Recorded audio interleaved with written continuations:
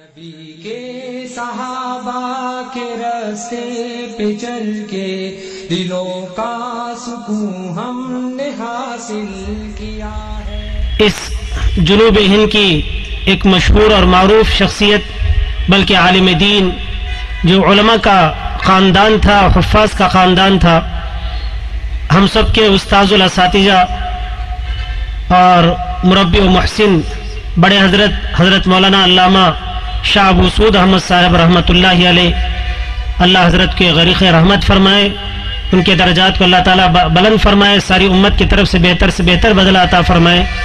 اسی خانوادے سے تعلق رکھنے والے بلکہ حضرت کے صاحبزادے حضرت مولانا قاری حافظ محمد لطف اللہ صاحب قبلہ دامت برکاتہم، شیخ الحدیث مدرسہ عربیہ سعودیہ بنگلور، حضرت تشریف فرما ہے۔ حضرت والا کا انشاءاللہ بڑا ہی قیمتی خطاب ہوگا۔ حضرت اونچے خاندان سے تعلق رکھتے ہی آپ کے خاندان میں علماء کا اور حفاظ کا ایک بہت بڑا خاندان اور قبیلہ ہے۔ جیسے عام طور پر لوگ انجینئر بنتے ہیں، ڈاکٹر بنتے ہیں، لیکن یہ خاندان ایسا ہے کہ بڑے بھی حافظ ہیں، چھوٹے بھی حافظ ہیں، بڑے بھی عالم ہیں، مفتی ہیں۔ آپ کے بڑے بھائی ہم سب کے استاذ الاساتذہ ہیں، حضرت مولانا مفتی اشرف علی صاحب قبلہ دامت برکاتہم، اور اسی طرح حضرت مولانا قاری پوری ایشیا کے اندر قرات میں بڑے ماہر تھے، حضرت مولانا قاری امداد اللہ صاحب رحمۃ اللہ علیہ، اور اسی طرح تمل ناڈو کی ایک مشہور درسگاہ معدن العلوم وانمباڑی کے نام سے ہے کہ اس کے محتمم حضرت مولانا محمد ولی اللہ صاحب قبلہ دامت رحمۃ اللہ علیہ، یہ سارے ہی کہ انہی کے سے آپ کا تعلق ہے، حضرت اسی کے خاندان سے ہی حضرت والا کا بڑا قیمتی خطاب ہوگا۔ سامعین سے ہم درخواست کریں گے کہ پوری توجہ کے ساتھ، اطمینان کے ساتھ جو ہے حضرت کی باتوں کو سنیں۔ بڑے دور دراز سے سفر حضرت نے ہمارے صرف جو ہے 2-4 بولی کی بنیاد پر حضرت تشریف لا لیے ہیں۔ حضرت کا ادب و احترام کے ساتھ حضرت کی خدمت میں درخواست پیش کروں گا کہ حضرت والا اپنے قیمتی خطاب سے ہمیں مالا مال فرمائے۔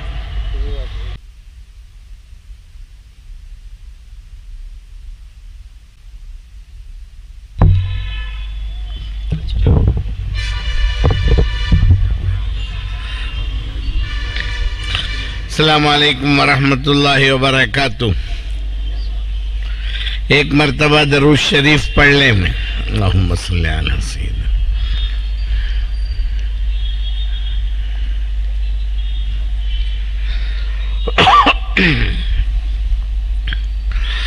الحمدللہ رب العالمین والصلاة والسلام علی سید المرسلین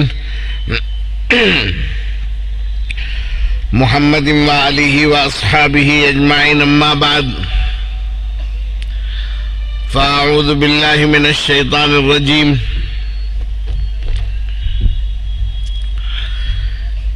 یا ایہا الناس انا خلقناکم من ذکر وانثی وجعلناکم شعوبا وقبائل لتعارفوا ان اکرمکم عند اللہ اتقاکم ان اللہ علیم خبیر۔ وقال النبی صلی اللہ علیہ وسلم لا يؤمن احدكم حتى يحب لأخيه ما يحب لنفسه۔ وقال المسلم من سلم المسلمون من لسانه ويده، او كما قال عليه الصلاة والسلام۔ صدق الله العظيم وصدق رسوله النبي الكريم، ونحن على ذلك من الشاهدين والشاكرين، والحمد للہ رب العالمین۔ میں اپنی بات شروع کرنے سے پہلے ہمارے یہاں کے ایک شاعر، ان کے نظم کا ایک حصہ ممکن ہے اچانک خیال آیا پڑھوں، یاد آئے تو میں سنا دیتا ہوں۔ خون اپنا ہو یا پرایا ہو، نسل آدم کا خون ہے آخر، جنگ مشرق میں ہو کہ مغرب میں، امن عالم کا خون ہے آخر۔ بم گھروں پر گریں کہ کھیتوں پر روح تعمیر زخم کھاتی ہے، کھیت اپنے جلیں کے اوروں کے زیست فاقوں سے تل ملاتی ہے، ٹینک آگے بڑھیں کہ پیچھے ہٹیں، کوکھ دھرتی کی بانجھ ہوتی ہے، فتح کا جشن ہو کہ ہار کا سوگ زندگی میتوں پہ روتی ہے۔ جنگ تو خود ہی ایک مسئلہ ہے، جنگ کیا مسئلوں کا حل دے گی، آگ اور خون آج بخشے گی، بھوک اور احتیاج کل دے گی۔ اس لیے اے شریف انسانوں، جنگ ٹلتی رہے تو بہتر ہے، آپ اور ہم سبھی کے آنگن میں شمع جلتی رہے تو بہتر ہے۔ برتری کے ثبوت کی خاطر خون بہانا ہی کیا ضروری ہے، گھر کی تاریکیاں مٹانے کو گھر جلانا ہی کیا ضروری ہے۔ جنگ کے اور بھی تو میدان ہیں، صرف میدان کشت و خوں ہی نہیں، حاصل زندگی خرد بھی تو ہے، حاصل زندگی جنوں ہی نہیں۔ آؤ ہم لوگ عصر نو کے لیے ایک نئی طرز فکر عام کریں، جنگ اور امن ساتھ ساتھ چلیں، ایسی جنگوں کا اہتمام کریں۔ کہیں سے یاد رہ گئے تو میں نے سنا دیے۔ عزیزان محترم، صدر محترم، استاد الاساتذہ حضرت العلامہ مفتی عبدالوہاب صاحب دامت برکاتہم، اسٹیج پر بیٹھے ہوئے علماء کرام، حفاظ کرام، ائمہ کرام، اور میرے پیارے بھائیوں، دنیا دار العمل ہے اور آنے والی دنیا دار الجزا ہے۔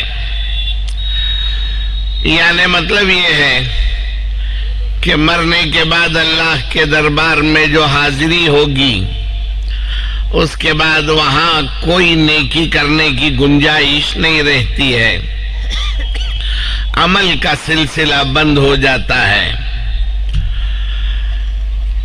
قانوناً اس کی ضد میں دنیا میں صرف عمل ہونا چاہیے، رد عمل نہیں ہونا چاہیے تھا، لیکن بزرگوں سے ہم نے سنا کہ بعض بدعمالیاں ایسی ہوتی ہیں جن کی سزا اللہ پاک دنیا ہی میں دے دیتے ہیں۔ ویسے آپ حضرات جو میرے بھائی ہیں، اس ملک کی تاریخ جانتے ہیں۔ اس ملک میں جب آزادی ملی تو آزادی دلانے والا پہلا شخص جسے گاندھی جی کہا جاتا ہے، اہم شخصیتوں میں سے ایک، ان کو محض اس لیے قتل کر دیا گیا کہ وہ مسلمانوں کے ساتھ ہمدرد تھے، بہت محبت رکھتے تھے۔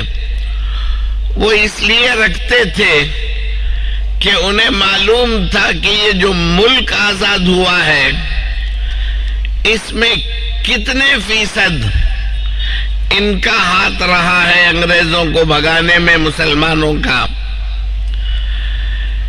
اس کے بعد آہستہ آہستہ بڑی سازش کے تحت تاریخ کو بدلنے لگے۔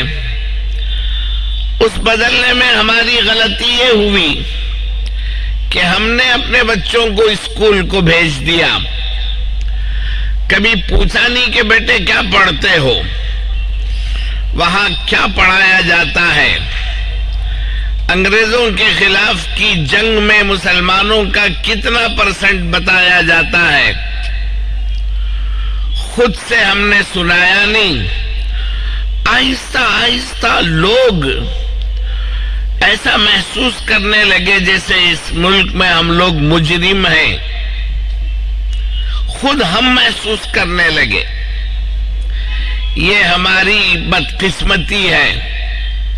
چلیے، میں نے جو کہا کہ یہ دنیا دار العمل ہے، لیکن بعض بدعمالیوں کا نتیجہ اسی دنیا میں ظاہر ہو جاتا ہے۔ ان میں پہلے نمبر پر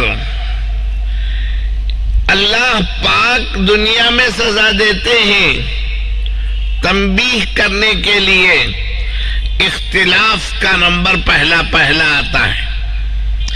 اب دیکھیں آپ حضرات، صحابہ کرام کا زمانہ ہے، پیغمبر علیہ السلام ساتھ تھے، ابو بکر و عمر و عثمان و علی ساتھ تھے، ابو عبیدہ ابن الجراح ہیں، سلمان فارسی ہیں، ابو ذر غفاری ہیں، عشرہ مبشرہ ہیں، اور اللہ فرماتے ہیں وَيَوْمَ حُنَيْنٍ إِذْ أَعْجَبَتْكُمْ كَثْرَتُكُمْ فَلَمْ تُغْنِ عَنْكُمْ شَيْئًا وَضَاقَتْ عَلَيْكُمُ الْأَرْضُ بِمَا رَحُبَتْ ثُمَّ وَلَّيْتُمْ مُدْبِرِينَ۔ وہی پروردگار نعمت گناتے ہوئے فرماتے ہیں وَلَقَدْ نَصَرَكُمُ اللَّهُ بِبَدْرٍ وَأَنْتُمْ أَذِلَّةٌ فَاتَّقُوا اللَّهَ لَعَلَّكُمْ تَشْكُرُونَ۔ یعنی تمہیں سکون کی زندگی چاہیے تو سب سے پہلا کام یہ ہونا چاہیے کہ تمہارے آپس میں اختلاف نہ ہو۔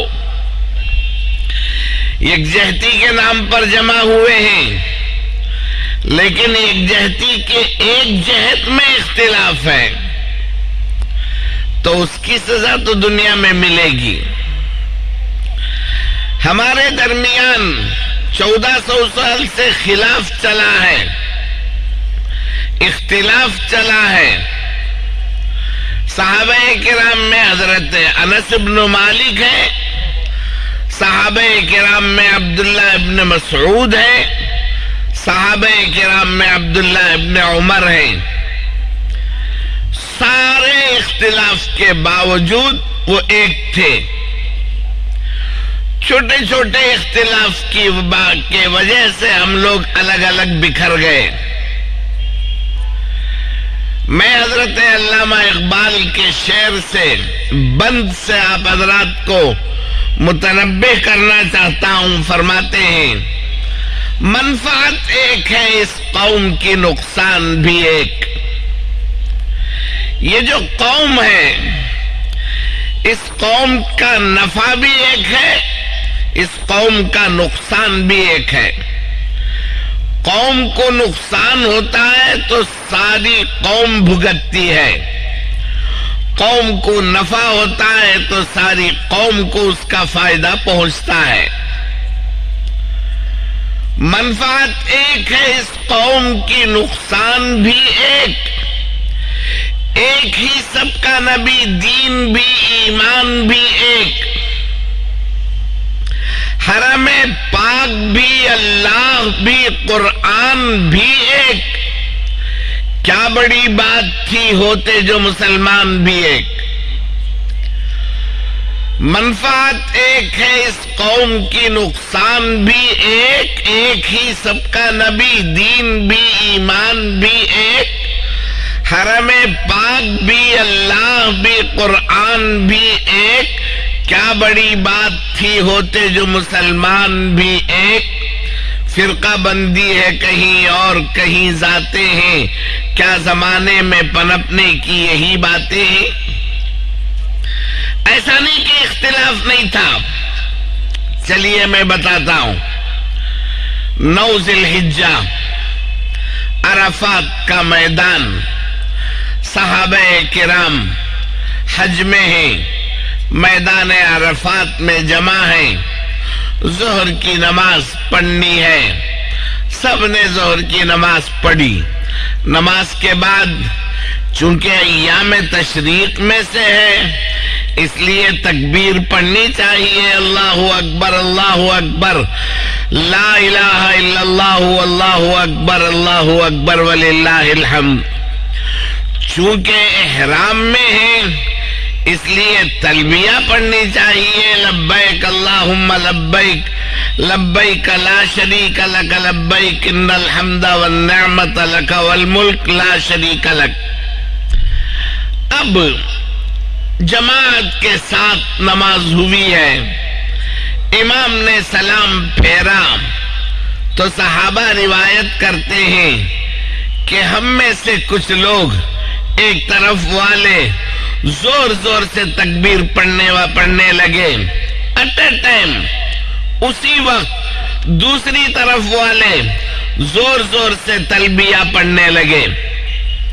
ختم ہونے کے بعد گلے کی پٹی پکڑ، بھائی ہمیشہ تو زندگی بھر تکبیر پڑھتے رہے ہو، اب احرام کا احترام کر کے پہلے تلبیہ پڑھو بعد میں تکبیر پڑھیں گے. یا ان کی گلے کی پٹی پکڑ کر ہمیشہ جب تکبیر پہلے پڑھتے تھے، یہاں کس کا وہ تلبیہ پہلے پڑھے سو پہلے تکبیر پڑھو جی. نہیں، الفاظ ہیں منا من یلبی فلا ینکر علیہ ومنا من یکبر فلا ینکر علیہ. ہم میں سے کچھ لوگ تلبیہ پڑھتے، کوئی ان کو برا نہیں بولتا. ہم میں سے کچھ لوگ تکبیر پڑھتے، ان کو کوئی برا نہیں بولتا. کہ اختلاف اپنی جگہ ہے، ایکتا اپنی جگہ ہے. اب ایسا نہیں رہا. حضرت امام شافعی رحمت اللہ علیہ اتنی عظیم شخصیت حاضر ہوئے عراق میں اس مسجد کو جس سے لگ کر حضرت امام ابو حنیفہ آرام فرما رہے ہیں، نعمان ابن ثابت آرام فرما رہے ہیں. آپ مدینہ منورہ جائیں گے تو مسجد نبوی میں پہلا صحن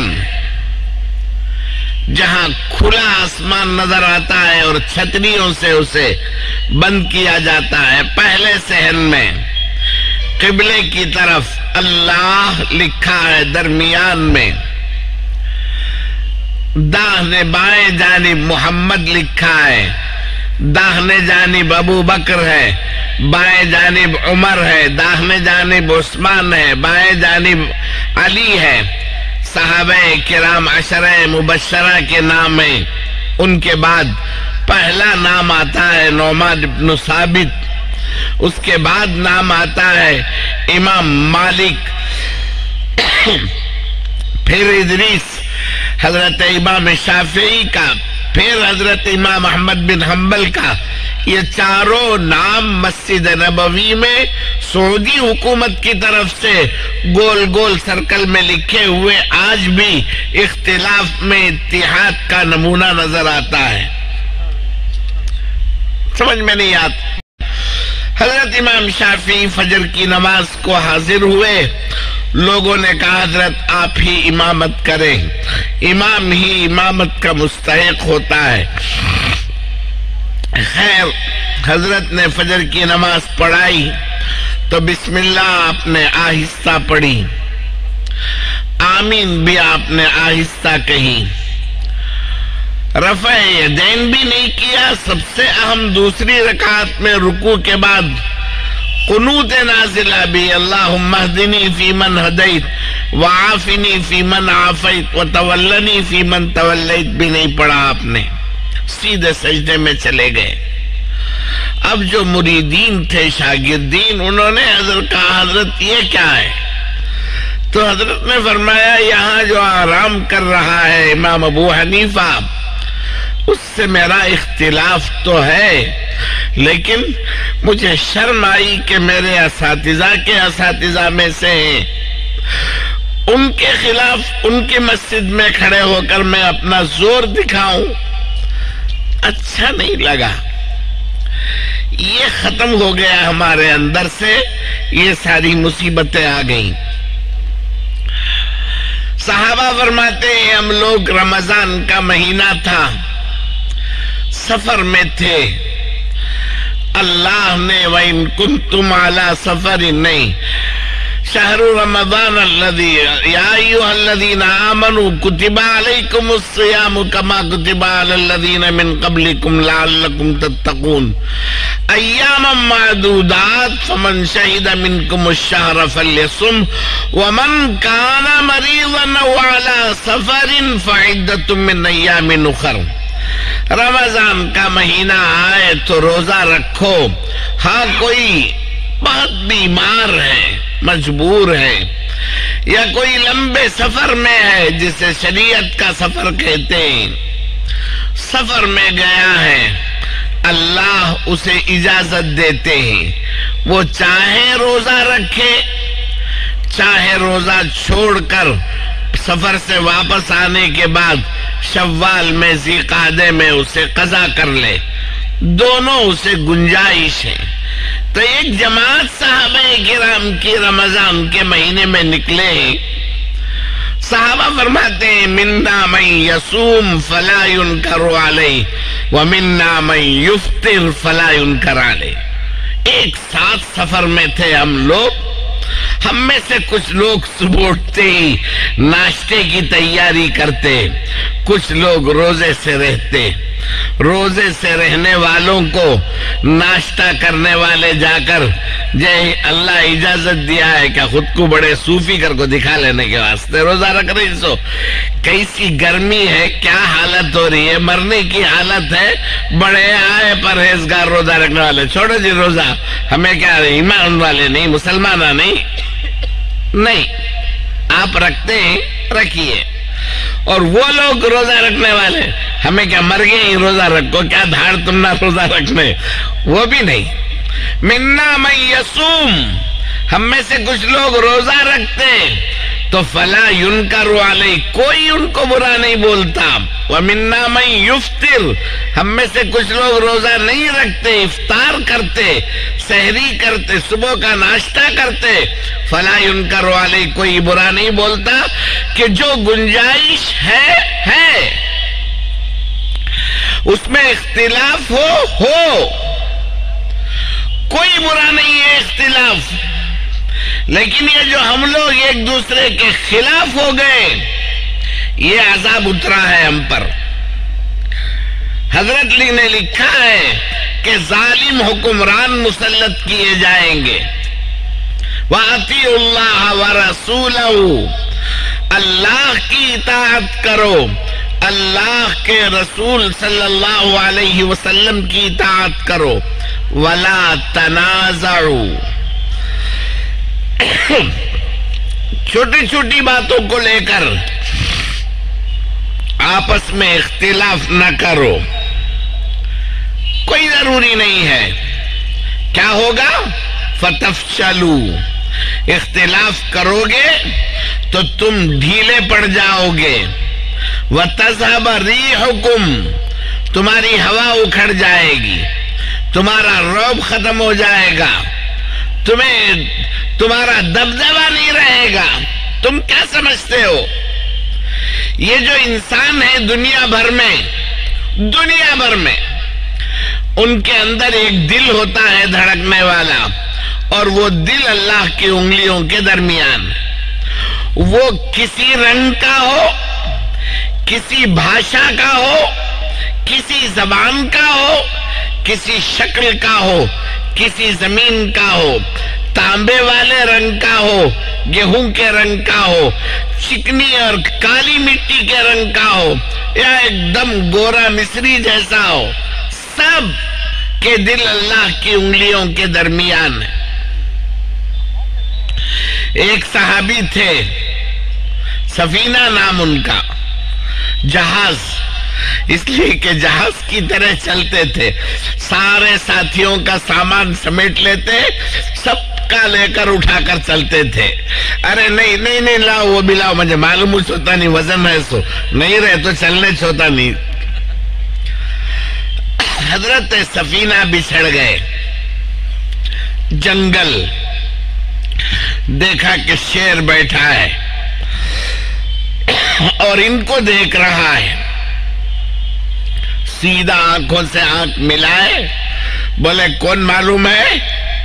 محمد الرسول اللہ صلی اللہ علیہ وسلم کا ماننے والا تیرے سامنے ہے، کیا سمجھتا ہے تو؟ ڈر جاؤں گا میں تجھے؟ اب وہ بیچارہ دم ہلا کر یہ ظاہر کیا کہ بھائی میں آپ کو تکلیف دینے نہیں بیٹھا ہوں، کوئی تکلیف نہ دے آپ کو، اس لیے حفاظت کے لیے بیٹھا ہوں، یہ اس نے اظہار کیا۔ حضرت فرماتے ہیں اس کے بعد وہ چلتا تھوڑی دور، پلٹ کر مجھے دیکھتا کہ میں آ رہا ہوں نہیں آ رہا ہوں، پھر چلتا، پھر پلٹ کر دیکھتا۔ بہت دور آنے کے بعد اس نے دیکھ لیا کہ میرے ساتھی وہاں بچھڑ گئے تھے، وہ وہیں ہیں ایک جگہ، تو اس کے بعد وہ پلٹ کر چلا گیا۔ یہ شیر کا دل بھی اللہ کی انگلیوں کے درمیان ہے۔ یہ جو ہمیں سب جانور ڈراتے ہیں، ہمیں سب ڈراتے ہیں، اس کی وجہ یہ کہ ہمارے دلوں کے اندر سے اللہ کا خوف نکل گیا۔ وَمَن يَتَّقِ اللَّهَ يَجْعَل لَّهُ مَخْرَجًا وَيَرْزُقْهُ مِنْ حَيْثُ لَا يَحْتَسِبُ۔ ارے خوف آئے نا دل میں، ہمیں فرصت نہیں ہے یہاں۔ اور قسم کھا کر بولوں میں، ہمارے درمیان 6 سے 8 مسئلوں میں اختلاف۔ اتحاد، یہ ہندو بھائی ہیں، ان کے ہمارے درمیان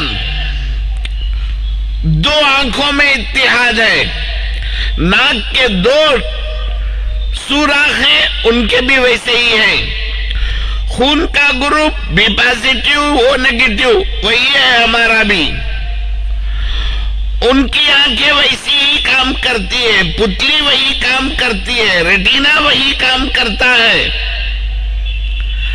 رگوں کے اندر خون دوڑتا ہے، رگوں کے اندر خون دوڑتا ہے۔ انسانیت کے نام پر ایک ہے۔ ہاں، بتوں کو پوجتے ہیں، بتوں کو نہیں پوجتے ہم لوگ۔ یہ ایک اختلاف، یہ 1000 اتحاد کو ختم کر دے، عقل میں آنے والی بات ہے؟ ایسے ہی میرے دوستو، تم ایک سینے پر ہاتھ باندھتے ہو، میں ناف کے نیچے باندھتا ہوں، ایک۔ دوسرا، رکوع سے اٹھتے ہوئے تم ہاتھ اٹھاتے ہو، میں نہیں ہاتھ اٹھاتا۔ گنتے جائیں گے تو 8 سے 10 مسائل ایسے ملیں گے جس میں ہمارے درمیان اختلاف ہے۔ اتحاد، الحمدو کے الف کو زبر، لام کو جزم، ہا کو زبر، میم کو جزم، دال کو پیش، کوئی کسی جماعت میں کوئی اختلاف نہیں۔ والناسی کے واو کو زبر، الف ساکن غیر متحرک، لام کو سکون، نون مشدد کے بعد فتح، پھر الف ساکن، پھر سین مکسور کسرے والا۔ پورے قرآن کے ایک حرکت، ایک زبر، ایک زیر، ایک پیش، ایک 2 زبر، 2 زیر، 2 پیش، کوئی اختلاف نہیں۔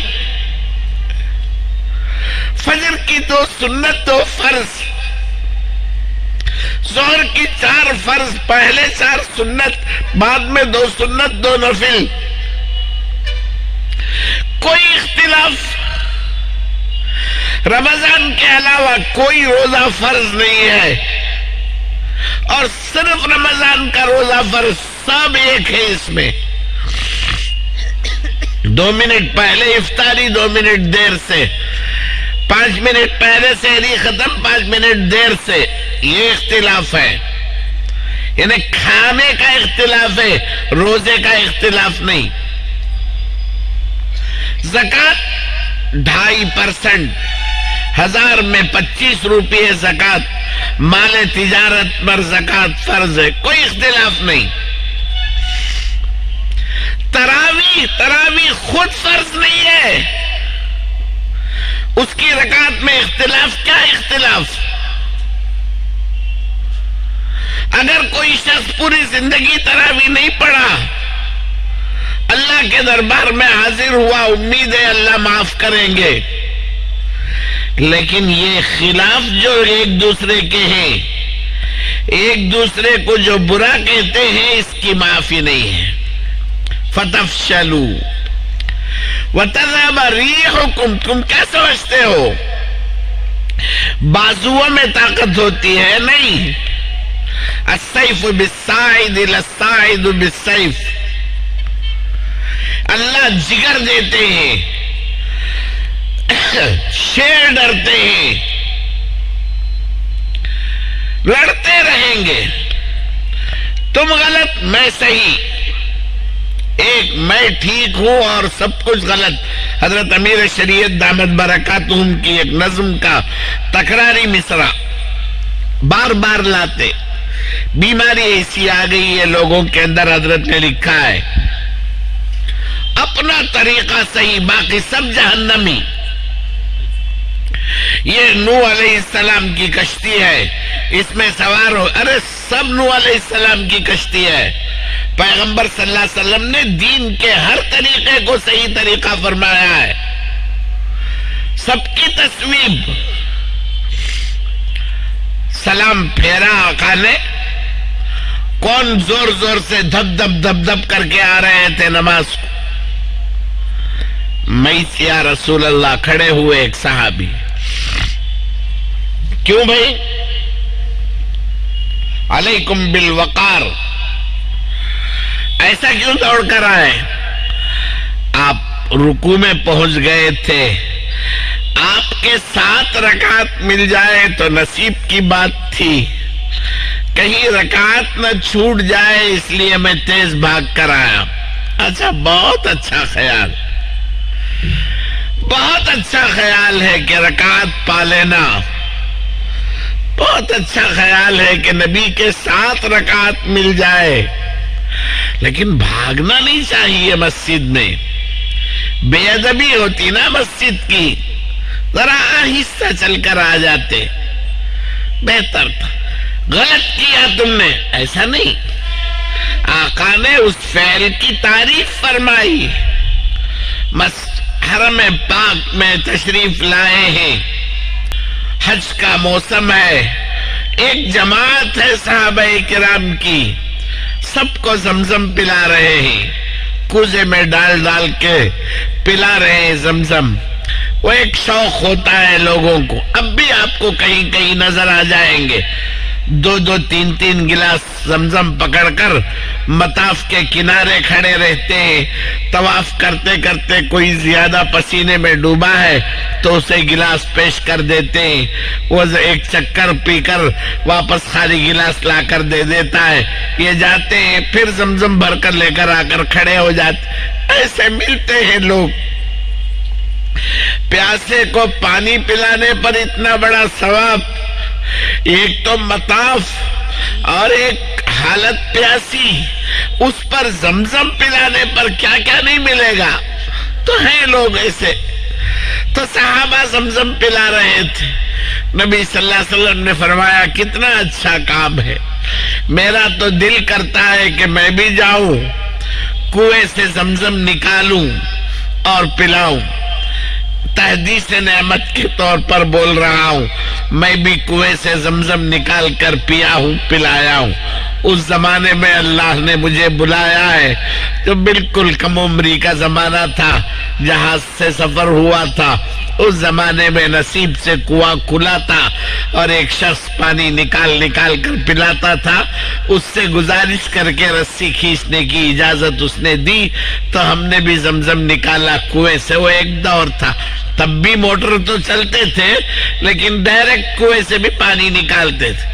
نبی صلی اللہ علیہ وسلم نے فرمایا میرا دل کرتا ہے کہ میں بھی زمزم نکال کر پلاؤں، لیکن میں اگر پلانے کے لیے اترا تو یہ جتنے حجاج ہیں سب سمجھ جائیں گے یہ بھی حج کا ایک کام ہے. شیطان کو کنکری مارنا لازم، زمزم پلانا بھی لازم سمجھ کر اختلاف ہو جائے گا، گڑبڑ ہو جائیں گی، اس لیے نہیں پلاتا.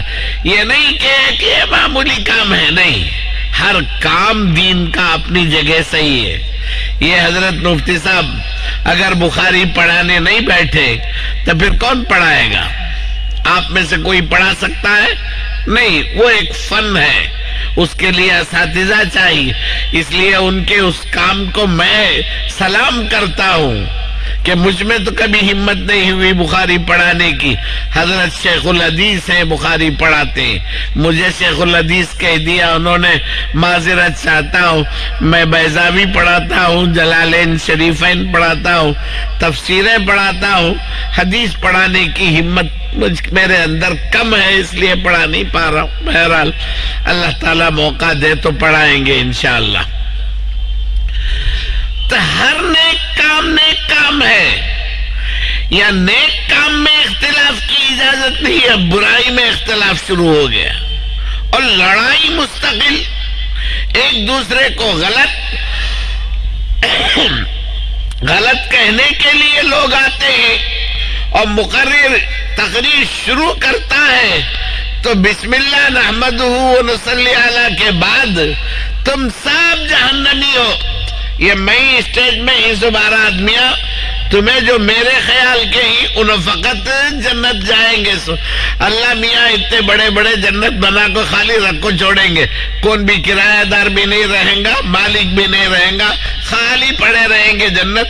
وہ کنڑ میں ایک محاورہ ہے، دیور کٹنم وہ کیا پجاری کوڑا دلاگر کو، کہ دیور خدا دیا تو بھی پجاری دینے تیار نہیں ہوتا ہے.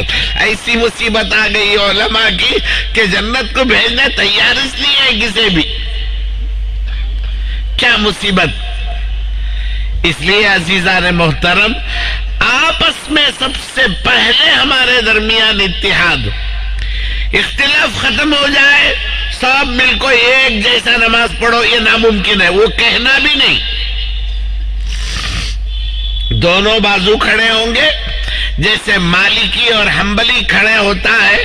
حنبلی ذرہ سینے سے نیچے ہاتھ باندھتا ہے، مالکی دونوں ہاتھ چھوڑ کر کھڑا ہوتا ہے. سلام پھیرنے کے بعد مالکی رہے ہاتھ چھوڑ کو پڑھ رہے نماز کر کو بولتا نہیں. حنبلی سے جے ہاتھ بند کر نماز پڑھو جی کر کو بولتا نہیں. تمہاری نماز بھی صحیح ہے، میری نماز بھی صحیح ہے. اور یہاں جو اختلاف ہے ہمارا بڑا وہ پورا اختلاف نماز سے باہر ہے. کیا؟ قامت ضروری ہے. کس قامت ہے؟ سب کا بھی اللہ اکبر اللہ اکبر لا الہ الا اللہ، یہی ہے قامت. اختلاف کیا؟ قامت کے وقت میں بیٹھے رہنا کی کھڑے رہنا کی. ارے مصیبت، قامت نہیں بولے تو بھی نماز ہوتی ہے. کوئی شخص قامت نہیں بولے، جماعت کی نماز پڑھے قامت کے بغیر، مفتی صاحب ہیں میری اصلاح کریں، جماعت کی نماز قامت کے بغیر ہوئی تو بھی نماز ہو جاتی ہے. یہ کیا مصیبت. وہ چیز جس کے بغیر نماز صحیح ہو رہی ہے اس کی وجہ سے ایک دوسرے کو ایمان سے خارج قرار دے رہے ہیں. ایمان نہیں ہے اس کے پاس. ٹھیک ہے تو قامت کے وقت میں کھڑ جاتا ہوں، نہیں قامت کے وقت میں بیٹھ جاتا ہوں. اتنے گئے گزرے ہو گئے ہم لوگ. اس لیے میری گزارش، ایسا بولنے والے آئے تو اٹھ کو جانا. اور اللہ کا احسان مولانا معذرت چاہتا ہوں، میں حج کو گیا تھا، میری جگہ ایک ایسا مقرر آیا جو اسٹارٹنگ میں اختلاف شروع کیا. 300-400 آدمی اٹھ کر نکل گئے مسجد سے خطبے کے دوران. تقریر کے نہیں، خطبے کے دوران. ہمیں سننا نہیں ہے. ہمارے حضرت نے بہت سکھا ڈالے، اختلاف ختم کرو. جہاں بھی اسلام پر بم ڈالا گیا وہاں بم پوچھ کر گرا نہیں. تو کس مسلک کا، ہاتھ کہاں باندھتا ہے، تو قامت کے وقت میں بیٹھتا ہے نہیں بیٹھتا ہے، وہ تو آ کر گرتا ہے مسلمان پر. عزیزان محترم، مسجد نبوی کے پیچھے بائیں جانب ایک مسجد ہے. وہاں پہاڑوں کے درمیان چٹانیں تھی. اس وقت پہاڑ تو نہیں تھا، پہاڑ کا دامن تھا، بڑی بڑی چٹانیں تھی. اس کے درمیان بتایا جاتا تھا کہ یہی پیغمبر صلی اللہ علیہ وسلم طویل ترین سجدہ فرمائے تھے. آپ نے فرمایا میری 2 دعائیں قبول ہو گئیں. ان کا احسان ہے، ان کا صدقہ ہے، پیغمبر کا صدقہ ہے کہ پیغمبر نے فرمایا میں نے اللہ سے مانگی کہ یا اللہ میری امت پر مسخ کا عذاب نازل نہ فرما۔ مسخ کا عذاب کا معنی کنو قردتن خاسئین، بنی اسرائیل تم نے ایک بہت بڑی غلطی کی ہے، اس کی سزا ہے کہ تمہیں مسخ کیا جاتا ہے، بندروں سے بدل دیا جاتا ہے، تم لوگ بندر بن جاؤ گے۔ اتنا بھیانک عذاب جسے تصور نہیں کر سکتے۔ مکمل بندر بن جاتے تو عذاب نہیں ہوتا، درختوں پہ کھیلتے پھرتے تھے، پورا جسم بندر کا، دماغ فقط انسان کا۔ کیا حالت ہوتی رہی ہوگی ان کو جب دیکھتے کہ سیدھے ہاتھ پیر تھے ہمارے، خوبصورت، کیسی شکل ہو گئی ہماری۔ ایسے ہوئے ہیں، اسے مسخ کا عذاب 8 دن میں 3 دن میں مر جاتے وہ لوگ، خالی تصور سے مر جاتے، سوچ سوچ کر مر جاتے۔ یہ عذاب میری امت پر نازل نہ فرما۔ نبی صلی اللہ علیہ وسلم کی دعا قبول ہو گئی، دوسری بھی قبول ہو گئی۔ تیسری دعا کے بارے میں آقا نے فرمایا مشروط قبول ہوئی ہے۔ میں نے دعا مانگی کہ یا اللہ میری امت کی گردن پر غیروں کی تلوار کو مسلط نہ فرما۔ اللہ نے فرمایا نبی جی آپ کی دعا مشروط قبول ہے، جب تک آپ کی امت کی تلوار آپ کی امت کی گردن پر اٹھتی رہے گی تب تک ہر غیر مارے گا آپ کی امت کو۔ آپ کی امت جب تک آپس میں لڑتی رہے گی تو ہر ایک مارے گا آپ کی امت کو۔ جب آپ کی امت کے علماء ایک ہو جائیں، امت کو ایک کر دیں اور ایک بنا دیں، اختلافات کے ساتھ، منا من یکبر فلا ینکر علیہ ومنا من یلبی فلا ینکر علیہ کا ماحول آ جائے، پھر کسی کی مجال نہیں ہے کہ آپ کی امت کی طرف آنکھ اٹھا کر دیکھے، شیر دم ہلاتا ہوا بیٹھے گا۔ عزیزان محترم، واقعی سبق لے کر اٹھیں کہ ہماری عبادتیں ویسی ہی ٹوٹی پھوٹی ہیں، ہماری نمازیں کمزور ہیں، ان سب کے باوجود اللہ کا ہم پر احسان ہے کہ اتنا باوقار، اتنے سلیقے سے ہمیں رکھا ہے۔ اب ہم میں سے بعض علماء اپنی جیب بھرنے کے لیے لڑانا ان کے لیے فرض ہے، وہ نہیں لڑائیں گے تو وہ بھوکے مر جائیں گے، اس لیے وہ لڑاتے ہیں۔ آپ کو نہیں معلوم ہے، کچھ لوگوں کو اپنی طرف کر لینے کے لیے لڑاتے ہیں۔ ان کی سن کر اگر ہم آپس میں لڑیں گے تو پھر فساد بہت قریب ہے ہمارے لیے۔ فَتَفْشَلُوا وَتَذْهَبَ رِيحُكُمْ، ہماری ہوا اکھڑے گی اور ہمیں سب ڈرائیں گے، دھمکائیں گے۔ وہی چل رہا ہے، یہ دنیا میں عذاب کا نتیجہ ہے۔ کہیں کہیں اللہ پاک جیسے سابق مقرر نے فرمایا ظہر الفساد فی البر والبحر بما کسبت ایدی الناس لیذیقہم بعض الذی عملوا لعلہم یرجعون۔ دنیا میں سزا اس لیے دیتے ہیں کہ امید اللہ پاک کرتے ہیں کہ بندہ آ جائے، سیدھے راستے پر آ جائے اور صحیح ہو جائے اور اس کی یہ خرابی ختم ہو جائے۔ بہرحال میں شکر گزار ہوں کہ مجھے اس قابل سمجھا گیا کہ میں کچھ عرض کر سکوں، اور سچ پوچھیں تو مجھے خبر نہیں تھی کہ عنوان کیا ہے، اس لیے میں پوری طرح تیار نہیں ہو پایا۔ پھر بھی اللہ نے جو دل میں بات ڈالی میں نے عرض کر دی۔